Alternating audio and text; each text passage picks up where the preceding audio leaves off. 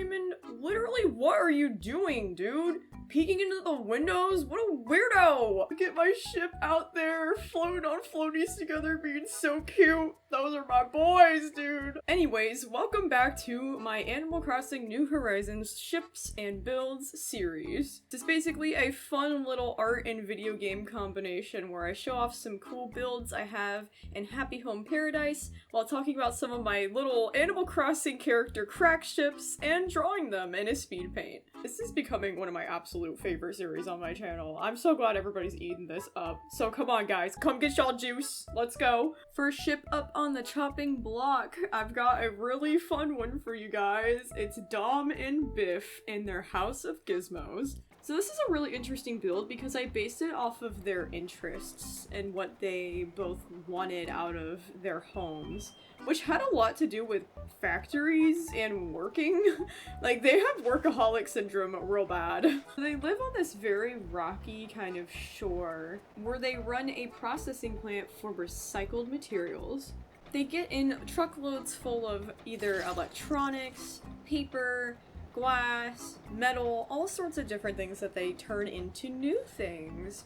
So they're like kind of like this little upcycling little company, and they both work really hard to maintain that. Radio is honestly terrifying me at this current moment. Like, do you hear this? You know, honestly, I'm just gonna play this off as the fact that, like, maybe Dom's an alien. I don't know. Maybe Dom's an alien. Maybe that's why Dom has such a huge passion for technology and taking things apart and making something new.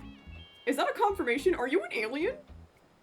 Dom, don't just pull out a lollipop and act like you're normal. I know what you are! So they have a very cramped interior of their home because most of their home is dedicated to the factory.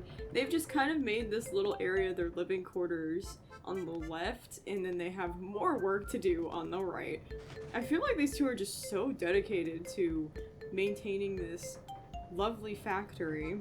But I freaking love these two together. Their color palette is so adorable. They got the reds and the pinks and the whites. It's just so Valentine's Day core, and I think that's so cute. But they both have this love of machinery, and they both have this passion to recycle and to make the world a better place, and I think that's literally so sweet. Biff is definitely like the big, strong, very bold type of person in the relationship. Probably a little more grumpy to everybody else, but it has a super big soft spot for Dom. I mean, how could you not? Look at those little eyes. I headcanon Dom is neurodivergent, and I feel like Biff is super supportive in that. And also, apparently now, I think Dom might actually be an alien, which is an interesting thing to add to this story, I feel. I feel like maybe we could spin this story to where Biff was the one working alone at this factory on this lonesome island. Oh, look, they're helping each other. Oh my god, that's so cute. So maybe Biff was just like this lone ranger on this island, working endlessly to recycle and try to turn people's trash into treasures and try to lessen the impact of all of this garbage into the ocean. I feel like he has a boat and he goes around and collects things, and this is what they're recycling from. And they get truckloads full of things from the cities. So one day, Dom mysteriously either washed up on shore, crashed a spaceship, I don't know, we'll theater of the mind that. And ever since then, they have been inseparable. I feel like Biff is definitely like very grumpy and very hurt with Dom in the beginning being like, how do you not know how to use a fork? Are you kidding me? It's so easy, all you do is this. And like, eventually, Dom's sweet little, oh my gosh, okay Dom, okay. But I feel like eventually Dom's sweet little personality softened Biff, and Biff totally fell head over heels for him. In their living quarters, it's actually like really meticulously like organized in the sense that they're like, yes, we need beds and a comfortable spot to relax and a stove in a place to eat. Yeah, that's what everybody does normally, says Dom smiling at the camera, not knowing a single thing of how to be human at all. But I feel like they live very humble, and I feel like Biff is definitely the more like, we have to work, we have to make this world a better place, and Dom's like, okay, I'll help you as much as I can. And they're just this really sweet little dynamic duo that eventually I feel needs to learn to stop working so ding dang hard. Again, I can't emphasize how much I love the color palette for these two. Valentine's Day colors are just like something I'm such a sucker for. The pink, the red, the whites. Oh, it's just so perfect. And like, I think it's really funny that I have previously did not, prior to this video, be like, no, Dom's just like random guy. I'm like, no, Dom's like straight up an alien. Like, it makes sense why he puts on like this demeanor of like, I don't know anything, I'm sorry. And it's like, he just acts like he's a total dunce, but he's not. Like, he actually is really smart when it comes to technology and alien-like things, but when it comes to being an Earthling, he's totally clueless. And I love the idea that Biff is just grumpy, like, oh, fine, I'll help you be a person, I guess. And it's just such a fun freaking ship dynamic, dude, because it's like, you have the one that's kind of the mentor, and the one that's kind of like, thank you for being so nice to help me, and then the mentor's like, oh no, you're cute, stop, don't do that to me, I hate you, I swear. And they have this whole love-hate thing going on, but it's definitely one-sided, because Dom's just oblivious, and Biff's the one that's all complicated and is all got all the feelings, you know? And I feel like as soon as Biff's like, okay, fine, I really like you, then Dom's like, okay, I don't know what that means, smiley face. So they have to learn everything together, and I feel like it really works out well for Biff, because I feel like because he's so alone, like, really is kind of awkward, and like, he finally has somebody who's not gonna judge him for that, and I feel like they're really perfect for each other in that way, honestly. And Dom being neurodivergent, I feel like it's really awesome that Dom has somebody super patient like Biff who will sit there and be like meticulously repeating things and being kind and gentle in teaching and understanding that Dom is totally capable, just needs a different approach. And I think that that's so much fun, and I love these two together so very much. One day we will get these two on a vacation and they will learn what fun is, and they'll stop being such workaholics, even though it's like super important work, even though it's really important that we have recycling and that we upcycle things and reuse, reduce, and recycle. I feel like they definitely are in need of a break. Look at my boys. Look at my freaking boys. Heart emoji at these two. Oh my god. You know, I'm just really feeling the Valentine's Day color palettes today, apparently, so let's go check in on my little fruity train station where Megan and Puddles live. On the outside, it's this tranquil little cherry blossom grove next to a river. Megan, you are just strutting it, girl. Okay, get it. But it's actually a train station. As you can see, there is little train tracks that lead into a tunnel from both sides of the mountain into this nice little valley where Puddles and Megan have made their home.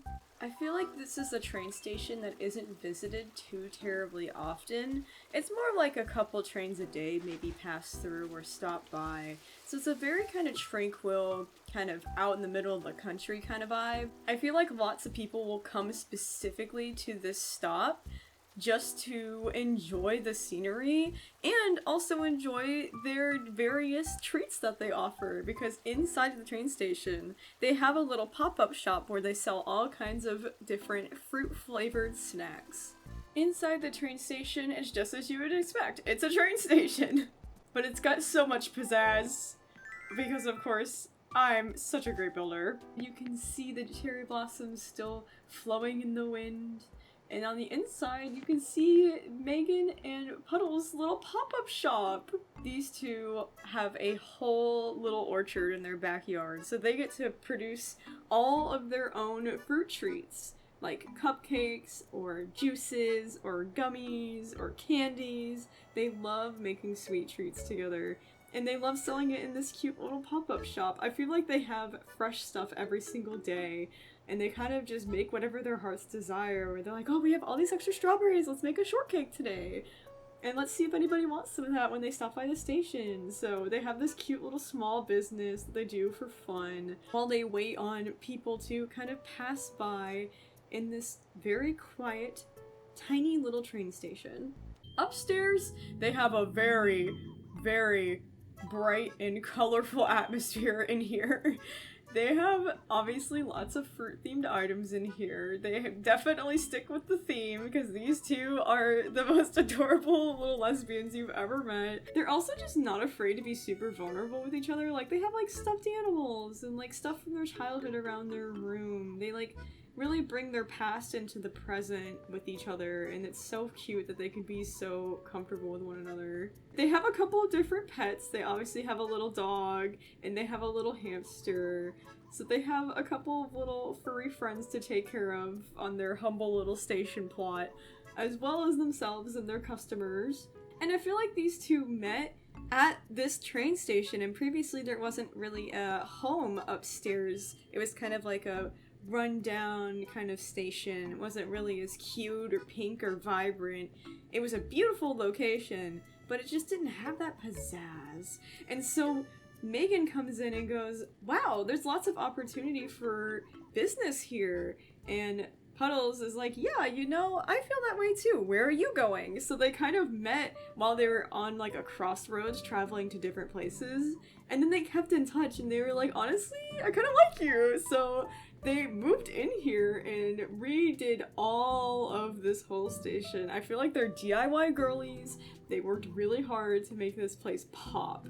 And I love that for them. Look at them, so happy, living their best lives. I don't know, I kind of love the whole star-crossed lovers thing, but without the Romeo and Juliet. Like, I love the idea that, like, on this random day at this random time, they happened to be traveling to this kind of random station where they had, like, a layover, and they were like, oh, hi, you seem interesting. And they just got to talking, and they were like, wow, I really like you, can I have your number? And then, like, they just kept in touch even though they were so far away, and they probably had this whole, like, kind of agonizing long-distance relationship for, like, ever, until they were like, you know what, why don't we, like, get that station? Why don't we just turn it into our home and, like, our business, and, like, let's enjoy that little spot where we first met forever. And I think that that's so sweet. Because honestly guys, lesbians are so tragic most of the time. Lesbians are out here being so dramatic most of the time, being like, oh my god, we have like this whole long distance thing that's so painful, blah blah blah. But like when they finally come together, oh my god, they are unstoppable. They like remodeled the entire place. They made it pink. They made it into, like, a whole attraction, and, like, I love that for them. They're go-getters, and, like, it took a huge leap being like, wow, we both live in completely different places, but we're gonna unite right here. And I think that this is such a freaking awesome dynamic, and that they're so freaking slay for this. Honestly, don't even get me started about the color palettes again. The purples, the pinks, the reds. Oh, god, they're so adorable, and I just have always loved Puddles ever since the Animal Crossing GameCube game. She was one of my favorite villagers back then. So it was really sad because for a while I had this build just sitting here and I was like, oh my god, Puddles, I don't want you to be alone in your little train station forever. And then I was like, oh, these two could be like those little chalk hearts that you get on Valentine's Day. And I was just so giddy about it. So I love this so much. I love their height difference as well. Megan being this big giant teddy bear and Puddles being this cute little squishy little frog. Like, I love their personalities together too. They're both so girly pop, and like, man, I'm not biased, I swear, but like my lesbian ships are just on another level, dude. Like, they're so stinking cute. Oh, look at them. Look at my little Valentine's Day girlies. I love them. On to our next ship, I want to bring up a really interesting dynamic between Deli and Zucker with their little festival of flavor. This is going to be a queer platonic relationship, and I'm very excited to get into it. Oh my god. So these two live on a really, really cool island in the middle of the Arctic that has basically been turned into a perpetual festival ground. They have Ferris wheels, they have merry-go-rounds, but they also have lots of really interesting and unique foods. I feel like Deli is the one that is especially bringing a lot of his own culture into these different food stands and different various decorations and things. And I feel like he really enjoys sharing that with the world. He loves sharing his culture and being able to show people the wonders and all the things he adored from his childhood back at home. Because this is probably not too far from his home, but far enough that he feels a little homesick sometimes. And I feel like Zucker was kind of this person who would come to this festival every now and then and we'd be like, wow, you know what, I really admire the people that are behind this, like, it pops up all the time. I wonder if there's a way we can make it happen all the time. And then these two got together and started working on that. The thing about queer platonic relationships is that they're definitely kind of based on the individuals involved and what they define the relationship to be. And I feel like these two are queer platonic in the way that they don't necessarily call each other partners, but they're definitely just a lot more beyond the regular bond of like a friendship or even like a brothership. It's just like this unexplainable, amazing bond that they understand where they're like, I love you in a way that is very non-traditional, and I don't want to like hug or kiss you, hold your hand, but I want to be with you every step of the way in life, and I want to do fun things with you, and I want us to be more than best friends, but not partners. And I think it's really important to talk about that these relationships are still relationships and they're still extremely valid. But since they live in such a frigid environment, I feel like this is kind of like one of the alleyways that they kind of have next to their home. That's a little bit further from all the festival stuff. I mean, you can obviously still see the festival going on in the background over here, and Deli's serving up some really amazing little treats over here at the little counter. But I feel like they have this kind of amazing little community, like a very, very small town kind of community. The community comes together and they have bonfires and they have great food and they all work so hard to make it all happen because it's such a lovely tradition for them and a great excuse to get everybody together and be cozy in this very, very harsh environment. So their little tiny home shows a lot of their personalities and how different they are. Because they're queer platonic, they have separate rooms. Because they don't really feel comfortable sharing a bed and doing all the traditional couple stuff. They don't really consider themselves a couple in that sense anyways. So they have their own separate rooms. Deli's room definitely has a lot more things from his past, his culture, and his family that he has brought along. Heirlooms and things like that. Amazing, really cool weaponry. He is obsessed with collecting and various little artifacts that just remind him of his home and his culture. He also has a really amazing little pet koi fish. Name pending. Feel free to name the pet koi fish if you so desire in the comments. Feel free to name any of the little pets. I know Puddles and Megan also had a pet hamster and a pet dog. I'd love to give names too. As for Zucker's room, surprisingly, this came across as a shock to me, but when I put down all of their home stuff, it seemed to me that Zucker really had a passion for fossils, and I thought that was a really interesting thing. I really didn't expect that out of Zucker. I was expecting it to mostly be food themed, but I was totally wrong, and now I'm like, wow, you know what? Yeah, let's break that stereotype just because he looks like a little treat of some sort. No, he's obsessed with fossils, and he loves gyroids. He has a pet cricket, which is really funny because I'm sure it drives Deli crazy. He's like, your cricket will not stop cricketing all night. And Zucker's like, yeah, that's his job. And Deli's like, my fish doesn't make any noise. So I feel like they bicker over it, but it's really funny because Zucker loves his little cricket. Feel free to name the cricket as well. But Zucker is definitely a huge dork and loves the ancient past and going fossil hunting and restoring gyroids. They also, of course, have their own little kitchen in here. They are huge foodies after all, and they have to test out all of their new recipes and things that they want to try out at the festivals that they hold. I feel like they have a lot of savory foods, a lot of spicy and savory foods. Different soups, different things that they love to share. And I bet this is kind of the favorite room of the house, honestly, because it is very, very warm with all of these fires going. And this is probably their spot to go to once they're done with the festival to get all cozied up and warm again, because yeah, they live in a very cold environment.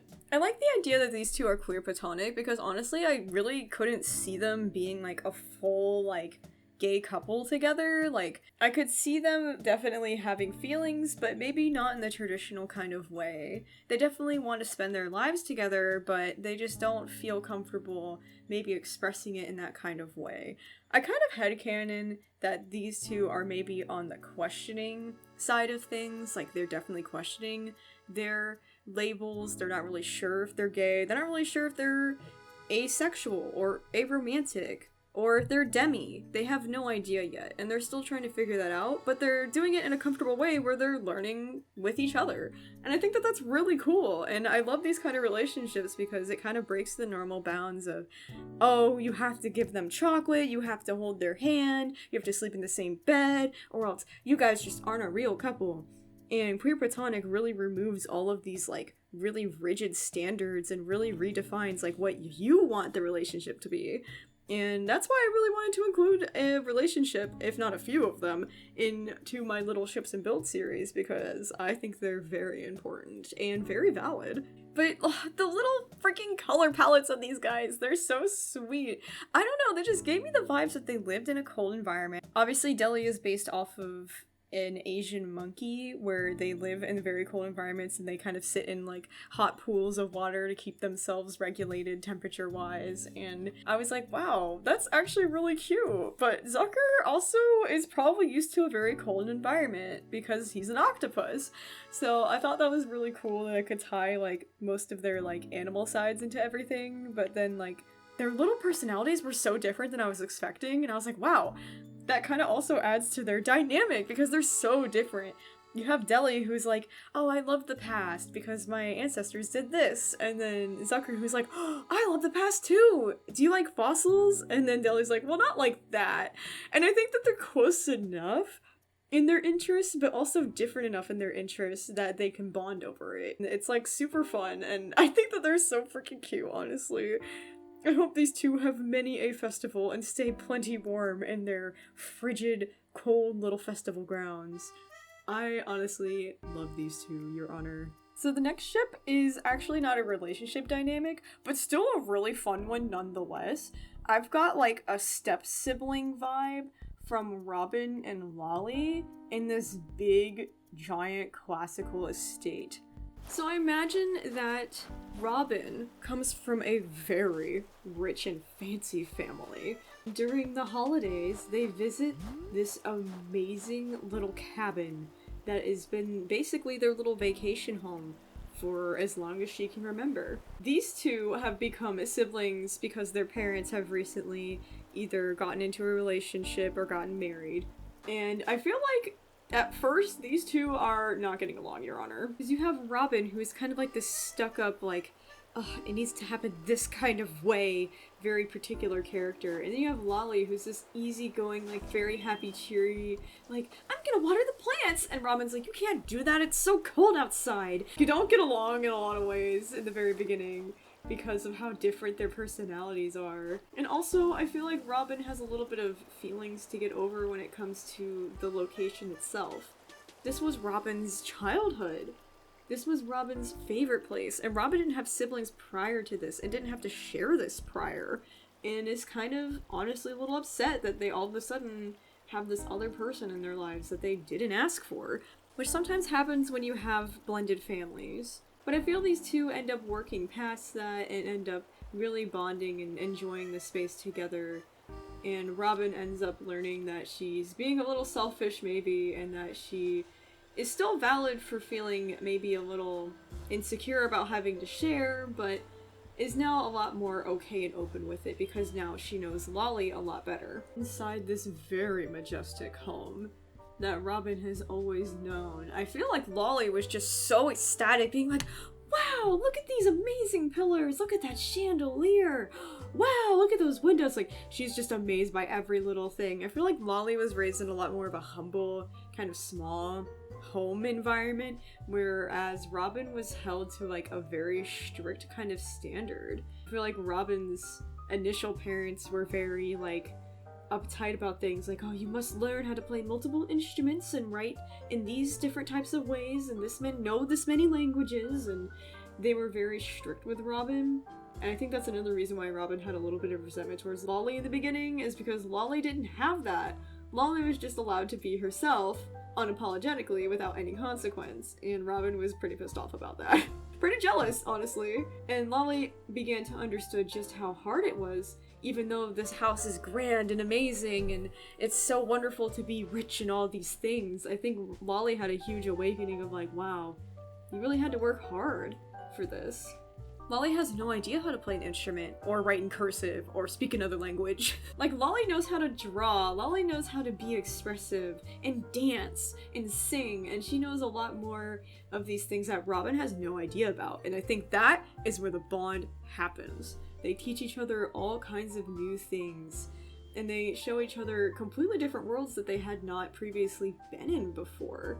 Also, Robin is totally non-binary. I'm getting they, she, or she, they from them. I feel like Robin's still okay with being called sister over sibling, but yeah. The vibes are very NB with them for whatever reason, and I don't feel like I'm alone in that. They have a very extravagant bedroom and bathroom and fireplace, and I feel like this place is just enormous. I feel like maybe the first few times they stay here, there's so many different rooms, but Lolly was honestly really overwhelmed and was like, hey, you're my new big sister. Oh girl, that is not good.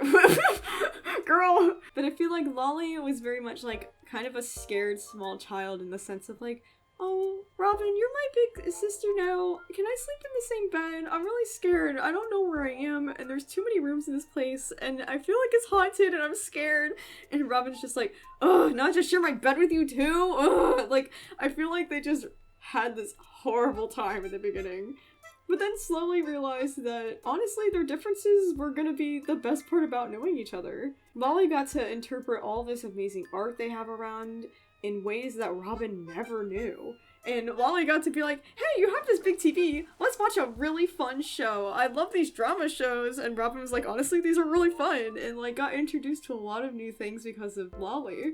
Of course, they only stay here temporarily. I feel like they go back to the regular home once different holidays or vacations are over. But I feel like they now hold this place very special in their hearts because of the time they got to spend here in Bond. They have this like really fancy bathroom. Girl, that is not the place to be eating a donut. She is so crazy.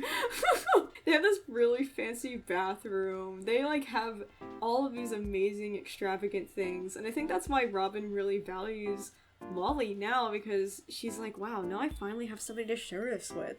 They like never previously were open to the idea of sharing, but now they just can't stop. Now they're like, I want to show Lolly everything. I want to take Lolly here. Oh my gosh, I can't believe Lolly's never gone to this place. We go there every year. And it's like, honestly, really coming into the idea of being a big sibling, being a kind of mentor figure for little Lolly. And I really love that for them. I know a lot of the times when step siblings are portrayed in media, they like always hate each other and they never really grow from that.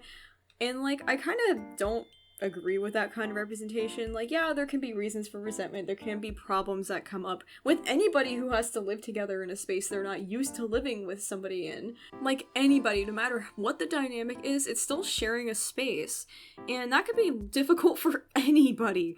So I feel like it really gets a bad rep when it comes to step siblings specifically, or blended families specifically, that like there's like this whole thing about, oh, the older siblings can't share, or blah blah blah, or the one side of the family won't do one thing and blah blah blah. Like, I'm really tired of that narrative, and I really want to go into, well, okay, if there was that narrative, can we have a happier ending? And absolutely you can.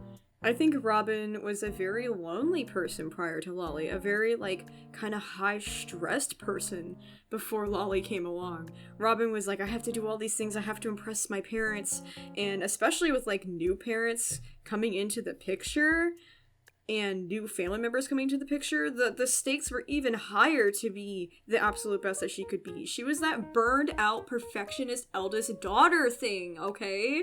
And then Lolly comes along, who's just like been a free spirit her whole life. She had really kind and caring parents who let her be herself, never pressured her, always encouraged her with the little interests that she had that were just very creative. And Robin felt like maybe a little betrayed by their own parents, but then again, we're just so glad to have been given the perspective at all. Like, they now have a gratitude, and they now appreciate Lolly, and now they have so much fun together, showing each other worlds they never were once a part of.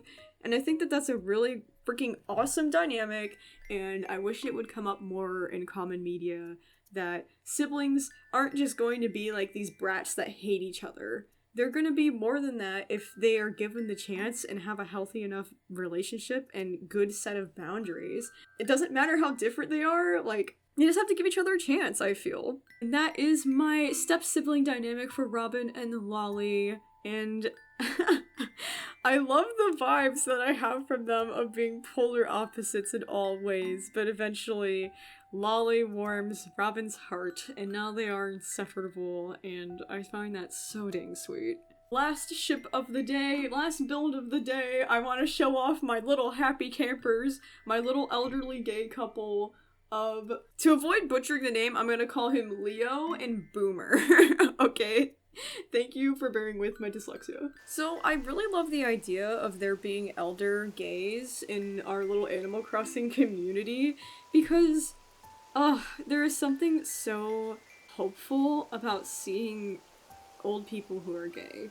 As somebody who is queer, it is like the most amazing, most safe feeling I could possibly describe when I'm able to interact with anybody who is queer and an elder. So I really wanted to make sure I had a lot of different queer elders, and these two have to be some of my favorites. They are both nature lovers. They love being outdoors. They've spent their entire lives being outdoors and enjoying the beautiful world. I feel like Boomer especially was a huge traveler, if not was in the military for a long time. Got to see so much of the world and finally decided to settle down and pick one spot.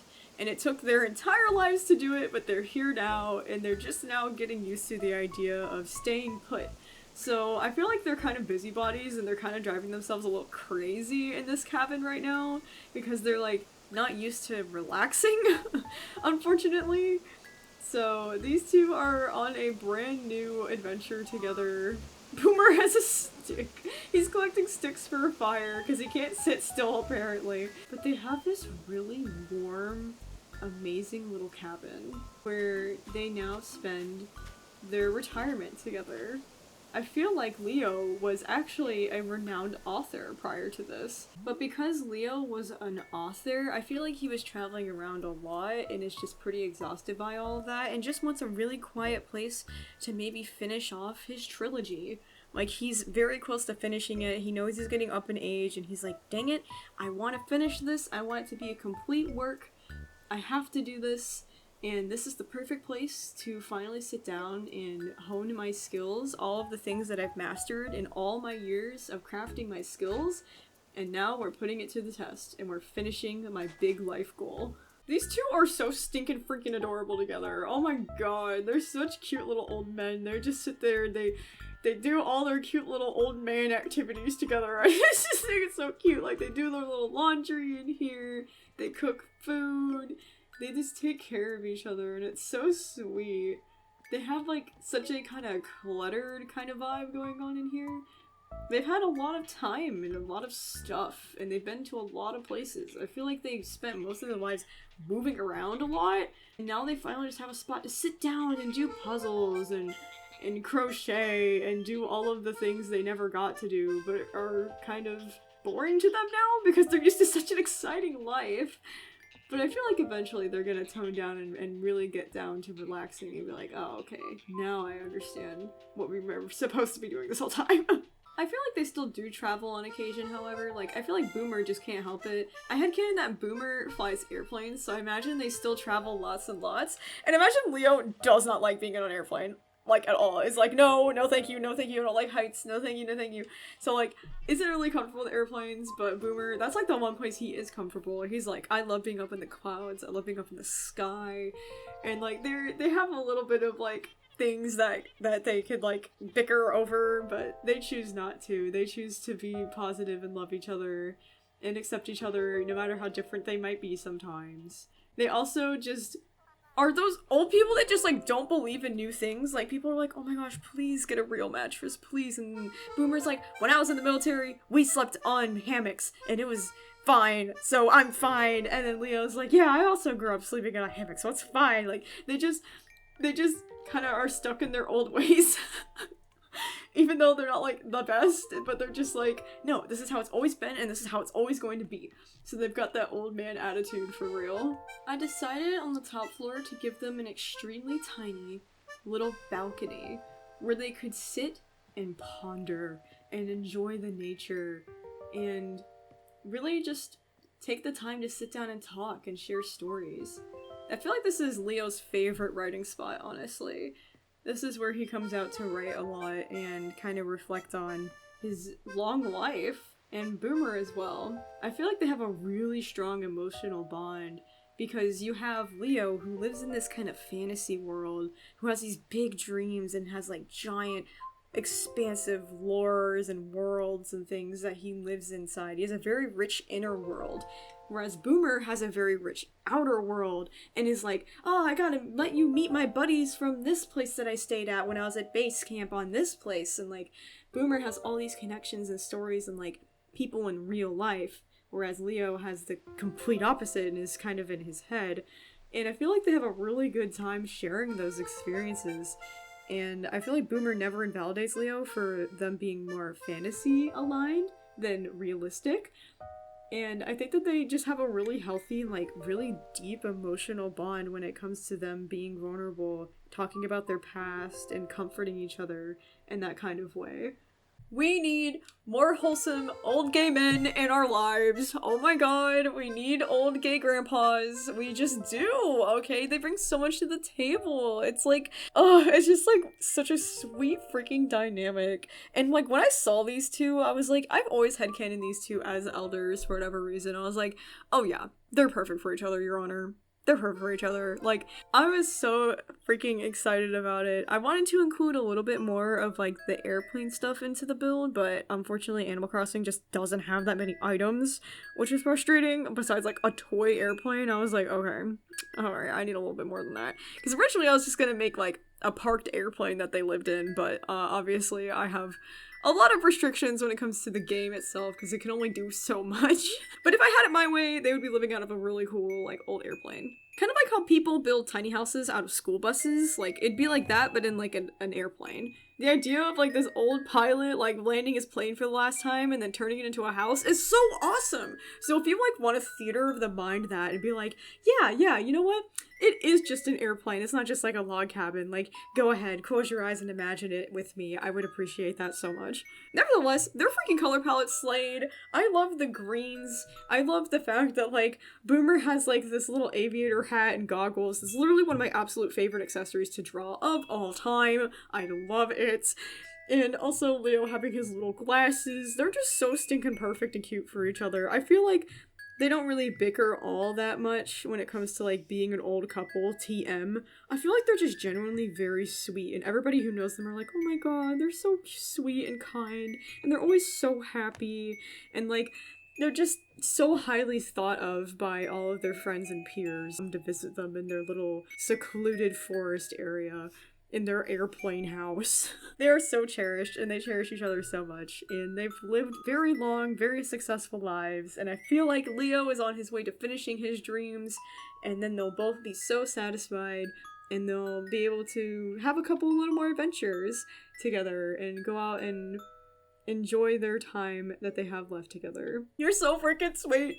I love old people. Old people rep, guys. They're not all mean Karens who show up in the stores and don't understand how coupons work, okay? Sometimes they're just an old penguin and an old lion who just want to share stories, okay? Maybe we need more of this in the world, you know?